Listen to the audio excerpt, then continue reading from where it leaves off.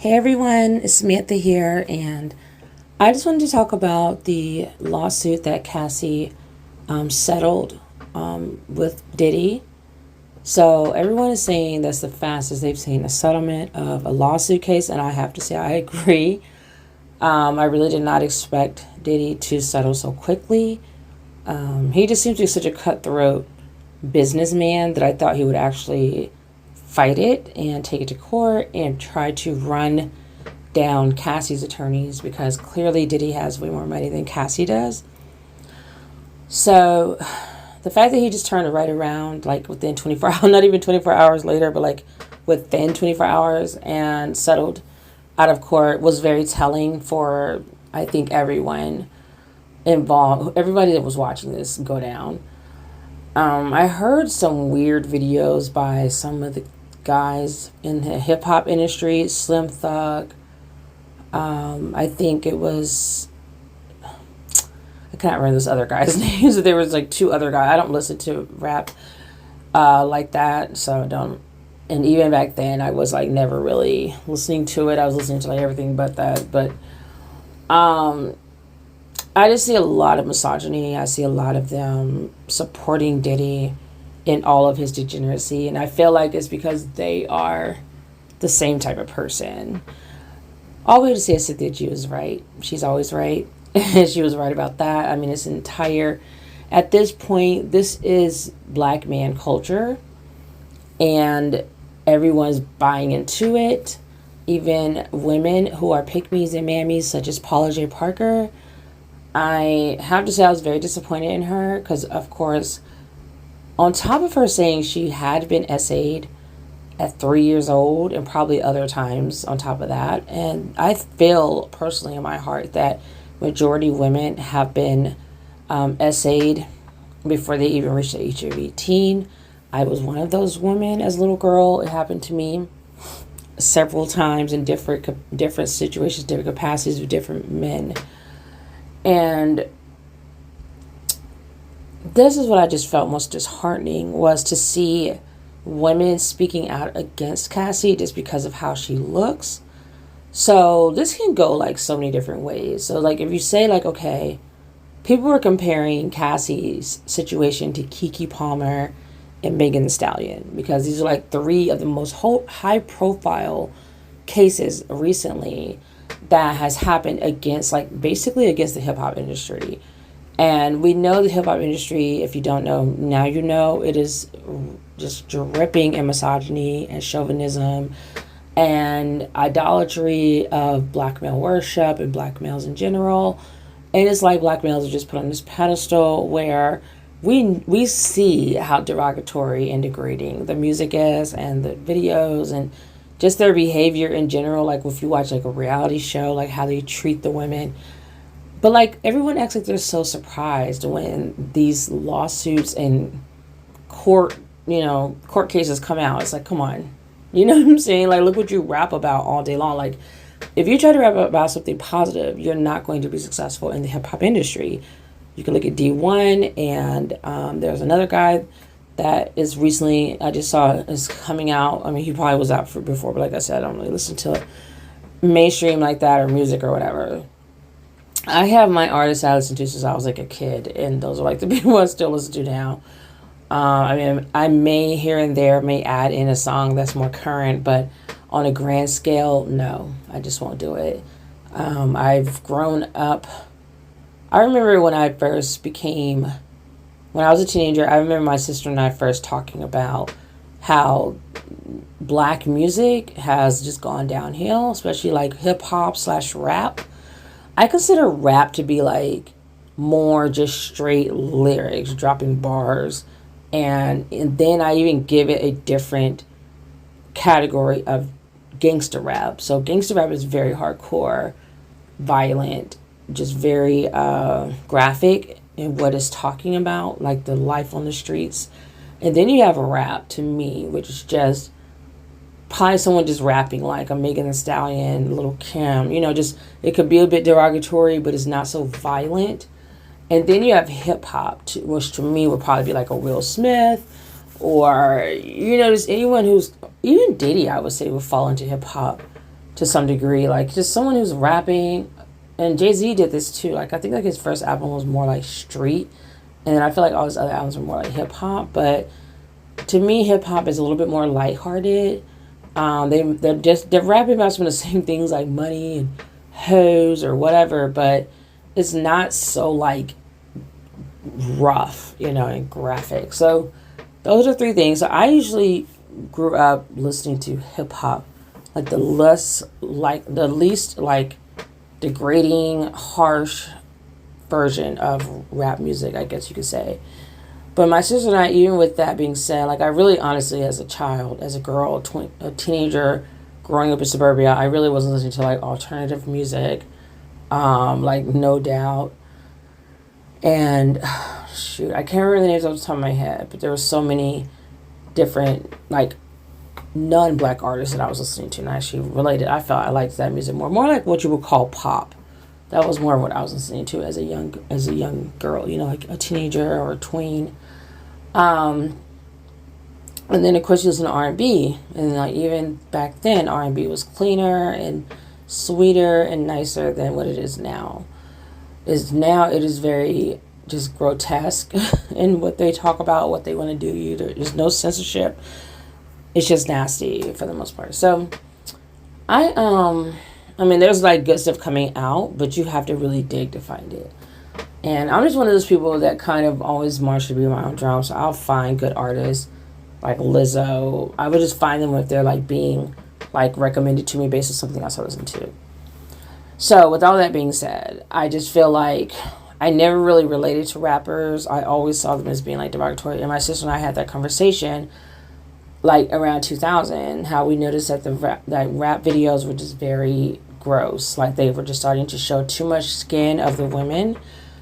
And I'm like, what am I, a guy? Like, like even back then, I think women bought CDs more than men did, and we bought music more than men did. So it's like, why are we having to be subjected to this type of whatever they're wearing, like the bikinis? And I always got confused, like, why are women wearing bikinis, but the guys are in like full length coats and they're fully dressed? Like, it just does not even make sense. So that's around the time I just kind of stopped listening to BET and any rap videos or music videos or whatever. And then I also just moved away from like mainstream radio music as well. When they stopped censoring like the bad words, there was no longer a radio version or radio edit version. I would just be like, no, I'm not really feeling this, especially once I started having my children. Then I knew like I don't want them listening to this. And so got to the point that as my sons got older, I just banned BET from our home altogether, and we really didn't listen to radio music. So my sons didn't really start choosing the kind of music they want to listen to until they're old enough, like much older than they might listen to it. But even still, they know like not to play certain music around me because I don't want to hear it, especially like if it's dropping the N-word or it's degrading towards women or whatever. I don't want to hear it. So with that being said too, I mean, this is why for me it was very believable what Cassie said, because this industry has never painted itself as being like wholesome and a loving industry of loving women. It's like the complete opposite. And the one thing I just wanted to point out, because people were talking about Keke Palmer, Megan Thee Stallion, and Cassie, and they're just really just comparing the three, which honestly to me do not really have a comparison because the situations are all so different. Like to me, so the only difference I saw that I feel like black women need to really take account of is that Cassie was dating up, so she was able to sue her person that she was in a relationship with because of abuse, etc. She was able to bring a civil lawsuit towards him and get the coins. But that's just my message: is black women, stop dating down. Stop dating, stop marrying down. You don't have to do it, so stop doing it. You're better than that. You're beautiful. Stop having low self-esteem and dating desperate, and raise your standards and get the men that really deserve to have you. The men that you deserve to be with. And that's what I saw was the only real thing that was different, because I saw people coming for Cassie too. People were trying to act like Cassie was getting a pass because she was light skinned. I felt like people who thought that way were in the same, going into the same group as the people who were saying she was lying. Because, like, Megan Thee Stallion, she had a lot of people saying she was lying, even though she had plenty of proof. I think someone said she showed pictures. She had to go to the hospital. Like, she had all kinds of proof that he shot her in her feet. He even, like, apologized. He even, I think, called her, texted her, was trying to apologize for what he did. So, it was there that this happened. Like, why would she make this up? It would be so obvious if it didn't happen to, like, for cops to figure that out, that she made it up. So, he's in jail, where he should be. Tory Lanez. And, yes, I call him Lanez with an M, because that's what he is. And then, with Keke Palmer, everybody and their mama saw this coming a mile away. We feel like, why were you with that thing to begin with? You are Keke Palmer. She has been, like, a household name since she was, like, 5 years old. Like, I can't even imagine what kind of wealth she has at this point, but it's like, black women just need to do better. I'm so over it, because it's actually embarrassing to me, because it makes people think that dark-skinned black women or brown-skinned black women do not have self-esteem, and a lot of us do. And a lot of us will never be caught dead dating them. So I was like, please stop representing us badly, Keke. I love her so much, and I wish she would just get it together. Not to say she's the only one that was lolling in black male worship and slumming about with a male that made significantly less than her. You also have, you know, Tia Mowry, who recently divorced her husband.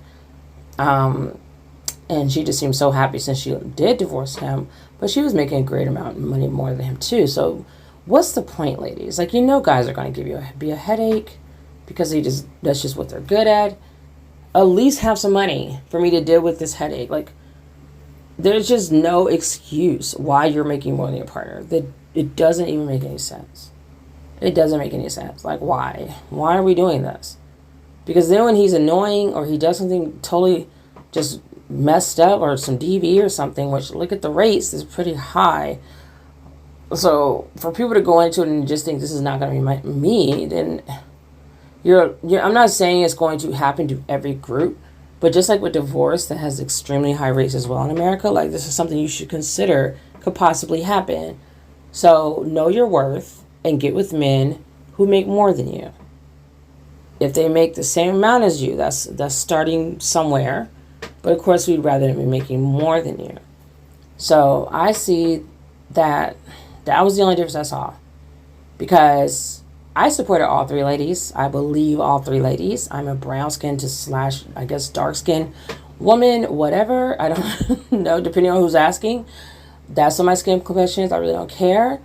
I objectively look at each case and feel like this woman's telling the truth. You know? And so, in all three of those cases, some people are trying to act like, oh, Cassie's getting way more support. No, she's not. I've seen more people dragging Cassie just because she's a beautiful woman than anyone else. You've always had the non-believers, like the Slam Thugs of the world and Polly J. Parker, who tries to say women are just going for a bag or whatever. Or you just have, like, trifling guys who'll be like, oh, Megan Thee Stallion she's just mad because he didn't want her, or blah, blah, blah. You know, you're always going to get those people who don't believe it, who are non-believers, and then you're going to get the people who believe them. That's just what it is. And I don't think it really matters. I mean, I would be naive to say, oh, it doesn't matter what they look like, but to me it doesn't. But it may play a part in other people's very shallow way of thinking. If you're thinking about what people look like to consider what should be the outcome of DV, you need to go get some help.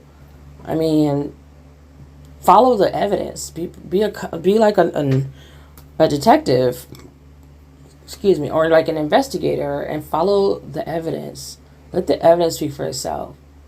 And I feel like with Diddy settling so quickly, even the things she said, it was just so detailed that I knew it had to happen. Like, I was like, I didn't know where you could make this up at. Like, I mean, I'm not going to say that she couldn't make it up, but you'd have to be a really great actress. And then there was, like, all these videos that started coming out, like, resurfacing of other women saying these things about Diddy.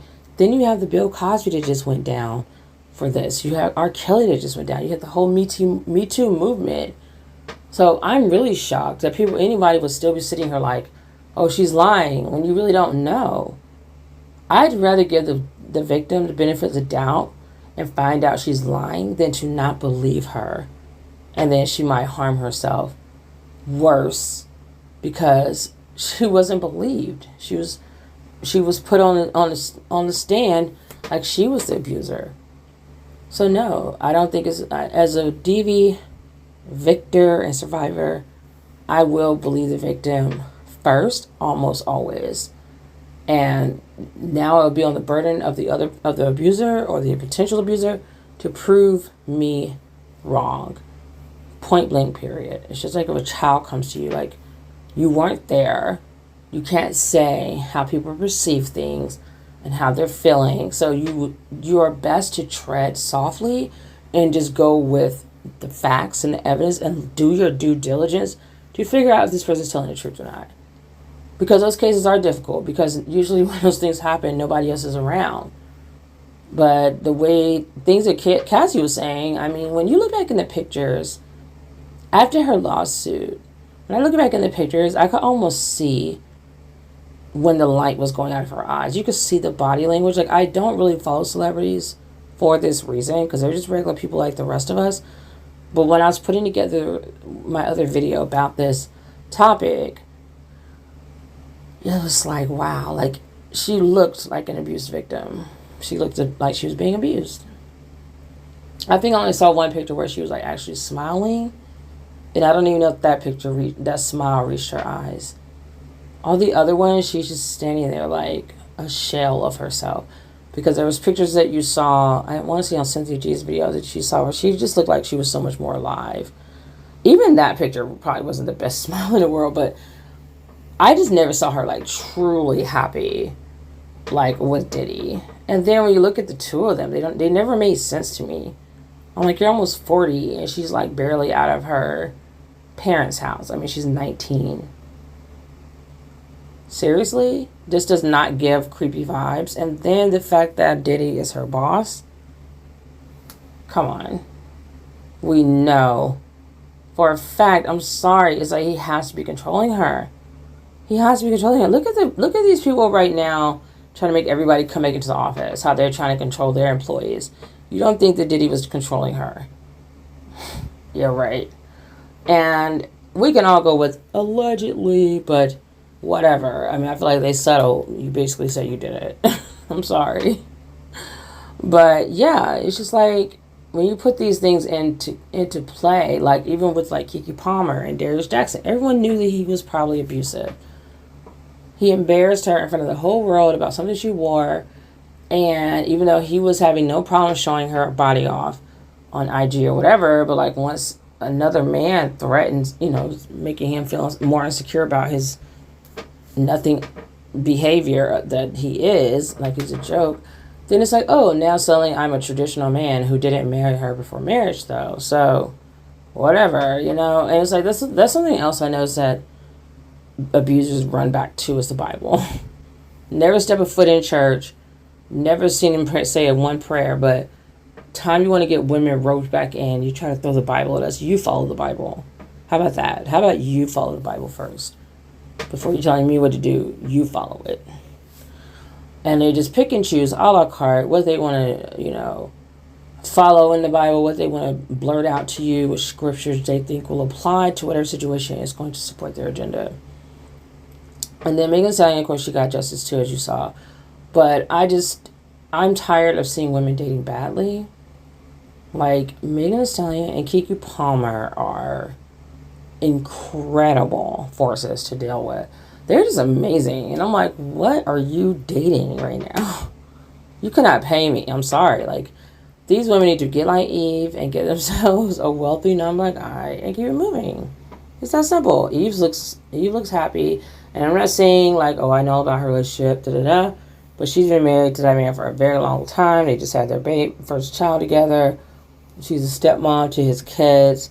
So on and so forth. She moved out of the country. She's living a quiet life. Whatever. I think she just recently came back to like start getting back into the business or whatever she's doing. But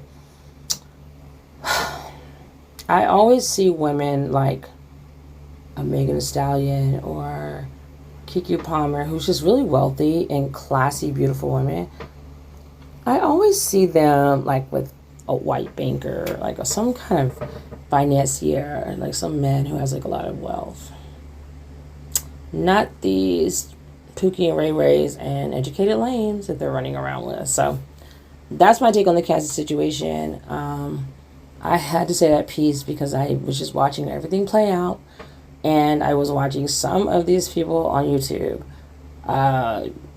kind of trying to discredit Cassie and say that she's getting her coins, basically. Like, that's what she's about. She's getting her money, or people are upholding, supporting Cassie, but there's no support for Kiki and Megan. And I'm like, I completely disagree. I saw a lot of people who supported Megan and Kiki. So many people. So I know it doesn't follow some people's agendas, but I am honest, because I don't have that. That's not my agenda of like, oh, we got to support. Like, of course, I know dark-skinned women do not get the love that we deserve, for the most part, but I call it like I see it, and I really did feel like I felt like I saw a lot of support happening for Megan Thee Stallion and Keke Palmer. And of course there were the naysayers and the idiots who were siding with Tory Lanez, as there always will be, because we're in a patriarchal society, and to them, males can do no wrong, and males have the right to treat women like crap, apparently, in some people's eyes, like we're second-class citizens or we're less important. And so, yeah, the same stuff I saw happen to Keke and Megan was happening with Cassie. And for me, every single time I believed all three of them. So, whatever. I would say I'm really a girl's girl. Like, I am team girl for real. I do believe the girl or the woman before I would believe the guy. Sorry. And to me, it's like the guy would have to prove it. He would have to prove that he didn't do some messed up stuff, because when I look at the industry you're in, it's a hot mess, and I just don't have that much faith in you. Sorry. So that's all I had to say. Make sure to like, share, and subscribe, and I'll see you all in the next video. Thanks for watching. Bye.